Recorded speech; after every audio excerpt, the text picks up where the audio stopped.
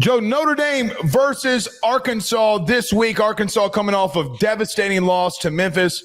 Notre Dame looking good against Purdue. When you look at this game, Notre Dame going up against its second SEC opponent this year. Your thoughts going into the game? On FanDuel, Notre Dame's favored by 4.5 points on the road. Over-under is set at 64.5. I might take the over on FanDuel because of the fact that both these defenses have been quite abysmal. Yep. Blake, I got to be very honest with you as a Notre Dame fan, and I think that a lot of realist Notre Dame fans share this perception. I don't want to face a coach when they are staring down a potential firing. It is the last thing that you want to do. That is the first most important thing to talk about. I get that they lost to Memphis last week, and that was an embarrassing loss. Memphis is a quality G5 team, but it's not a game that they should have lost. They blew a lead. They literally fumbled it away. It was kind of almost like what Florida did, where they gave up the big run and then they fumbled the ball. Just all these silly, calamitous mistakes that cost them. Mm-hmm. They are a team in disarray, but they're also a team with one of the most athletic quarterbacks in the country in Taylen Green. And your defense right now is 132nd in havoc rate. You are not getting after the quarterback. You are not generating penetration the way that you need to be. For a quarterback like this that has gone over 100 yards rushing multiple times this year, had 115 against Ole Miss, Notre Dame fans need to be ready. At that same thought, though, this is and should be a game. Notre Dame has to lose this game. This is Notre Dame's game to lose, is what I'm trying to say. Okay. It's their game to lose. They have to make the mistakes to cost them in this game. They have to play pork and contain. They have to make a bunch of mistakes to cost them on offense. They should win this game, Blake, but I hate the circumstance of what they're potentially stepping into. Well, listen, I'm just going to tell you, does Taylen Green make bad decisions like against Memphis? Yes. Does he make some ill-advised throws? Yes. Joe, he's making some elite throws too. He's escaping the pocket at a pretty elite level. That Ole Miss game, and listen, Notre Dame is better than Ole Miss defensively. No one's trying to compare. But listen, I'm getting ready for Ole Miss on Sunday because the team that I cover is playing Ole Miss this week. And Joe, I'm like, brother, that's an NFL throw for receivers that I just don't think are going to play at the next level. And I'm like, that is a dime. Now, he's going to make bad decisions. And Notre Dame, you're right, Joe. It's the first thing I wrote down. You cannot shoot yourselves in the foot because Arkansas will. Ask Memphis and ask Ole Miss. They will shoot their own selves in the foot if you give them time. Joe, they can run on you and they can score. And this is going to be hard to stop. I'm just telling you, you stay in man coverage and you don't know what to do in zone, Bobby P and Taylen Green will eat you alive. And Omega Blake. Joe, I'm so glad you brought that up. I'm talking a lot about Omega Blake tonight in the next show. Think about this. PFF. Omega Blake has 12 receptions over the middle of the field, averaging 21.5 yards per catch. That is a recipe for disaster for this Notre Dame secondary. Bingo. But here's the truth. I think Arkansas has enough skill and physicality with their two really physical backs that can present problems. However, they can't tackle to save their life. They're 83rd in the country in total defense. They couldn't tackle against Memphis or Ole Miss. Joe, they're 74th in the country in passing yards allowed. They have continuously, in these games, not been able to make a stop over and over and over again. Ole Miss with Chambliss was able to push the ball down the field as a first-time start in the SEC. I think Notre Dame just needs to play their game and limit the mistakes, and they will be fine. This defense, Joe, to be frank with you, allows way too many explosive plays. They're second to last in the SEC in explosive play rate, but I go to this and say I thought that they had kind of somewhat gotten better over the last couple of weeks in the second half, limiting some things on third down and on the third quarter and fourth quarter. But Joe, they're giving up 28 points in the first half to Ole Miss. And I don't think that Ole Miss and you are in the same situation here. Defensively, you got to take it right at them because they are not going to be able to stop it.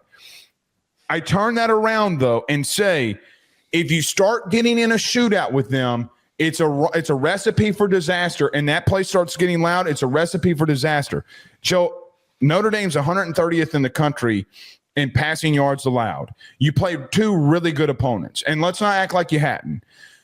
The thing is I do think Arkansas can keep this game close early, but Notre Dame's depth and physicality is going to win this in the second half, and that's where I lean in on it. But Denbrock has got to play a little bit of time of possession and wear this defense out that does not have depth. Yeah.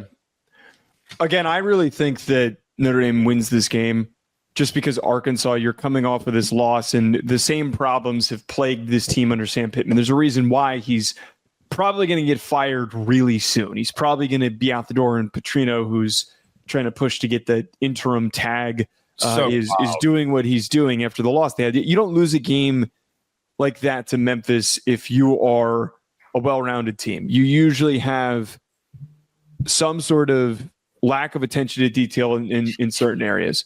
This is not a Notre Dame or the Illinois loss that they suffered this year. This is you lost to Memphis because you blew a lead that you should not have, and you made a bunch of silly mistakes. I think you mentioned there, Arkansas's defensive woes are why Notre Dame should feel pretty solid in this. They're really struggling at stopping explosive plays in the run game. And you're facing off of a 3 deep. They haven't played Anais Williams much, but Jadarian Price and Jeremiah Love are two of the most explosive running backs in the country.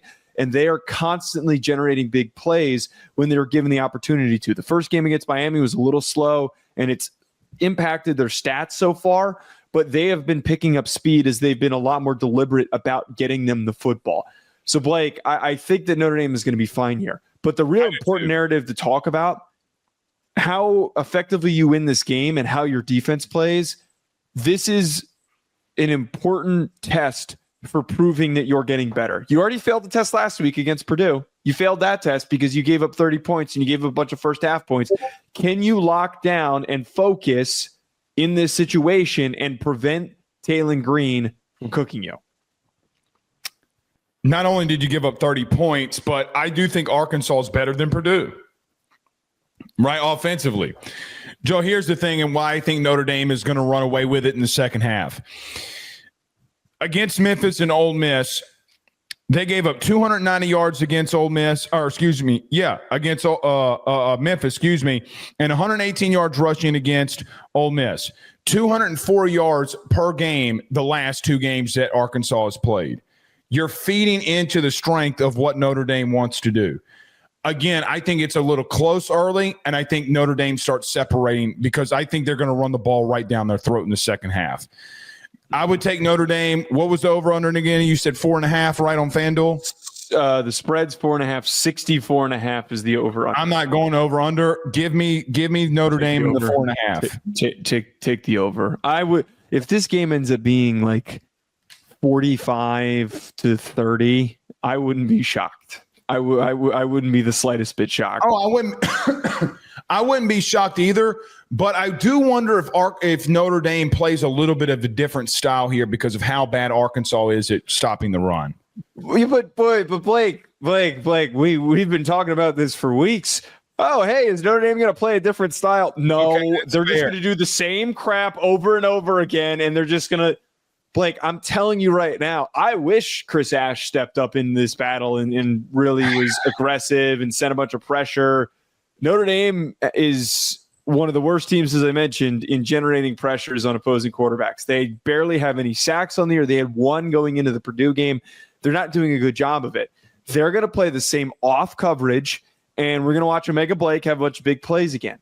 Joe, I need to see something different. Half of it, he's got 24 catches. Half of them are over the middle of the field, and he's going for 21.5 yards per catch.